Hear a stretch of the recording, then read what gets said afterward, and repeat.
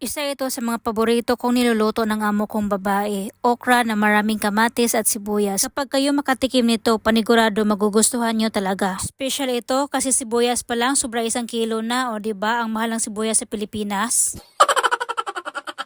At itong okra pagkatapos ko hinugasan ay nilagay ko dito sa tela para matuyo, para pag slice na ako ay hindi siya maglapot-lapot ba.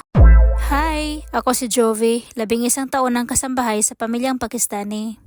Ika-5 araw na ngayon na kami lang ng amo kong babae ang naiwan dito kasi nasa Pakistan ang amo kong lalaki at ang alaga ko. Ngayong araw ay napagkasunduan namin ng amo kong babae na magluto kami nitong okra. Slice ako ng mahigit 1 kilong sibuyas at ito na nga ilagay ko siya dito sa kaldero kasi una tululutuin bago ang okra kasi yung okra kailangan siya i-deep fry. Itong kawali sobrang kapal nito, ito yung gagamitin namin mag-deep fry ng okra at sobrang special niyan guys kasi pinagawa talaga yan ng amo kong babae at sobrang kapal niyan. At ito na nga mag-slice na ako nitong okra at ganyan lang siya guys, hindi siya masyadong maliit, hindi din siya masyadong malaki pagka-slice. At pagkatapos ko mag-slice ng okra ay tinawag ko na ang amo kong babae para malagyanan niya ng spices itong sibuyas. At kapag lumambot na ang sibuyas, kung ganyan ang mukha niya guys, ay papatayin lang muna yung apoy at iset aside at saka magsimula na tayo mag-deep fry nitong okra. Ganito ang proseso ng mga Pakistani sa pagluto nitong okra. Ang kote ng proseso, pero grabe guys, kapag maluto na ito, sobrang sarap talaga. Kahit maanghang magtimpla ang amo kong babae, pero sobrang paborito talaga namin ng alaga ko ito. Lagi kang sinasabi ng amo kong babae na pag uwi ko daw ng Pilipinas, magluto ako ng ganito. Sigurado magustuhan daw ni mama at ni papa. At sinabi ko kay madam na hindi ako pwede magluto ng ganito sa Pilipinas kasi sa sibuyas pa lang, grabe ang mahal na hindi ko afford yan.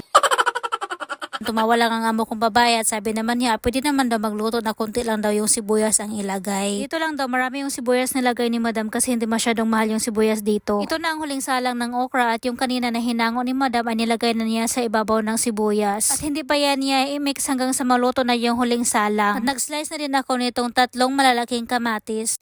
At natapos na naprito ang okra at hinalo na dito ni madam lahat. O tingnan nyo naman guys, konti na lang yung okra, mas marami yung sibuyas, tingnan. At ito na nga nilagyan ni madam ng mango powder. Sobrang sarap nito guys, maasim-asim. At nilagay na din ang kamatis at saka kinamay lang yan ni madam kasi may tubig. Ayaw ni madam ilagay yung sabaw ng kamatis. At pagkatapos malagay ng kamatis ay sabi ni madam ay turn on na daw yung apoy at saka pahinaan yung apoy para yung kamatis maluto sa steam. Hindi pa ready pero nakakatakam na tingnan. After 10 minutes kapag maluto na sa steam, itong kamatis ay ready na yan. At hanggang dito na lang guys. Thank you for watching. Bye bye. God bless everyone.